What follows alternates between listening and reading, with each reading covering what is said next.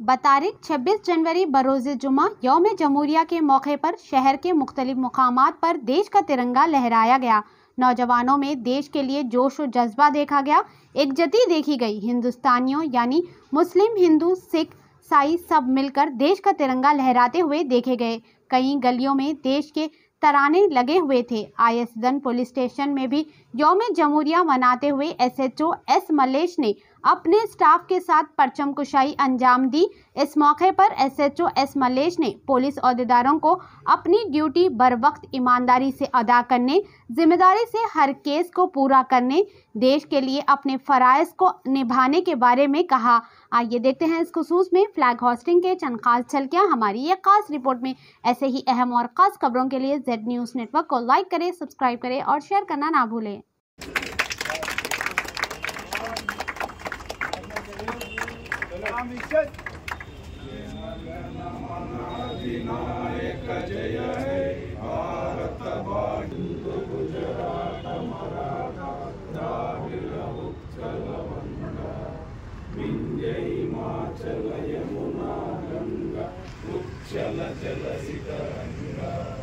तव शुभ नामे जाहे, तव शुभ आशीष मांगे, गाहे तव जय गाथा।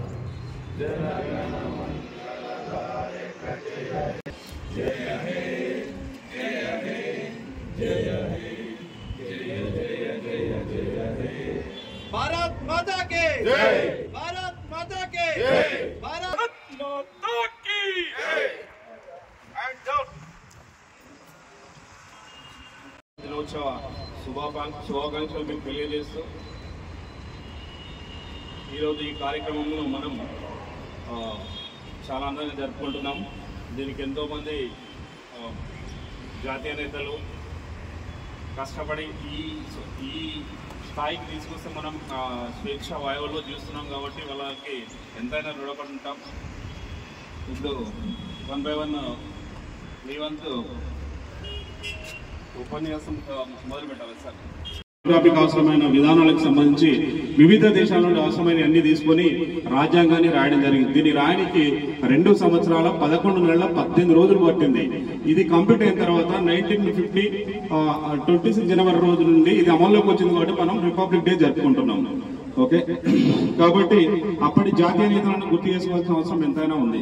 గాంధీ గారు, జాతీయ గాంధీ గారు, నెహ్రూ గారు వీళ్ళు ఎంతో కష్టపడి మనకు స్వతంత్రం తీసుకొచ్చారు. ఈ రిపబ్లిక్ డే ముందుకు తీసుకుని వాళ్ళు చాలా కష్టపడ్డారు.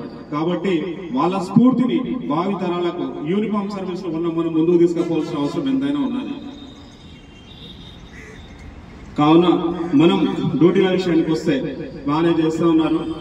చిన్న చిన్న లోటుపాట్లు ఉన్నాయి. మరీ అంతా లీనియస్ గా తీసుకోవద్దు, మంచి పద్ధతి కాదు. కొందరు చెప్తా ఉన్నాను, నాలుగులో పెట్టుకోండి. ఇది మంచిగా అనిపిస్తుంది. మరి నేను పేరు చెప్పదలుచుకోలేదు. మరి అంతా మరి నేను స్వతంత్ర దినోత్సవంగా అందరికీ శుభాకాంక్షలు. మన సార్ చెప్పినట్టు ఈ మన ఎస్హెచ్ఓ గారు, మిగతా ఎస్ఐ అండ్ మిగతా మొత్తం స్టాఫ్ మంచిగా ఉన్నందుకు మనం డ్యూటీలు హాయిగా చేసుకుంటున్నాము. ఎప్పుడు ఇలాగనే ఉండాలని ఎస్హెచ్ఓ కోరుకుంటున్నాను. Thank you. ఇది 75వ గణతంత్ర దినోత్సవ వేడుకల్లో భాగంగా ఐఎస్ఎం పోలీస్ స్టేషన్లో ఎస్హెచ్ఓ గారు మరియు ఎస్ఐలు, ఏఎస్ఐలు, తర్వాత కానిస్టేబుల్స్, హోంగార్డ్స్, ఎంఎల్పీస్ అందరికీ నా యొక్క శుభాకాంక్షలు. జనరల్గా ఇండిపెండెన్స్ డే 15th ఆగస్ట్ వస్తుంది.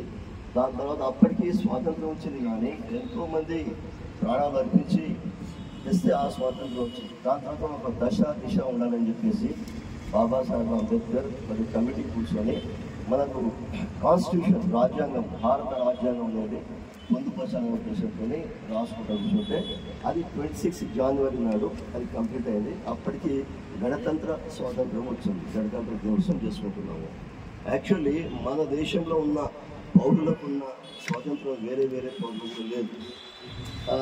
You aware about 43 CRPC. ఎందుకంటే నేను పోలీస్ అకాడమీలో ఎస్ఐలకు, ఆర్ఎస్ఐలకు లా చెప్తాను కాబట్టి చిన్న విషయం చెప్తున్నాను. యాక్చువల్లీ ఏంటంటే 43 CRPC ప్రకారము ఒక ప్రైవేట్ సిటిజన్ కూడా ఏదైనా కాగ్నిటివ్ అఫెన్స్, ఎవరైనా బాగా దెబ్బలు కొట్టుకుంటుంటే తర్వాత అతనికి పెద్ద నేరం అవుతుంది అన్నప్పుడు without any arrest warrant, without any FIR ఒక భారత పౌరుడు వాళ్ళని పట్టుకోవచ్చు, తీసుకొచ్చి పోలీస్ స్టేషన్ ఇవ్వచ్చు, అవకాశం ఇవ్వచ్చు. ఇది వేరే వేరే దేశాలలో 43 CRPC ఎక్కడ లేదండి. ఇది మనకే ఉంది. పోలీసులు కాదు, భారత పౌరులు, సిటిజన్ ఆఫ్ ఇండియా ఎవరైనా సరే అరెస్ట్ వితౌట్ వారెంట్ చేయొచ్చు. ఇలాంటి ఎన్నో సందర్భాలు ఉన్నాయి. కాకపోతే చాలామంది ప్రాణాలు త్యాగాలు చేసింది కాబట్టి దాని ద్వారా మనకు వచ్చిన స్వాతంత్రాన్ని చాలా మంచిగా అనుభవించి, కాకపోతే కొద్దిగా డిసిప్లిన్గా ఉంటే చాలా మంచిగా. ఈ సందర్భాన్ని తెలియపరుచుకుని నాకు అవకాశం ఇచ్చిన SHO గారికి అందరికీ నా యొక్క ధన్యవాదాలు తెలుపుకుంటున్నాను. Good morning sir, happy republic day sir. First of all అంటే నాకు ఈ రీసెంట్గా రిక్రూట్ అయిన 2020 బ్యాచ్ నేను పోలీస్ డిపార్ట్మెంట్ రావడానికి చాలా గర్వంగా ఉన్నది. First of all